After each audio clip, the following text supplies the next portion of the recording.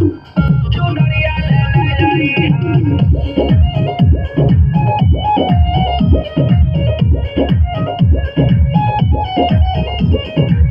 होते सवेरे पिया जइहा बाजारिया होते सवेरे पिया जइहा बाजारिया होते सवेरे पिया जइहा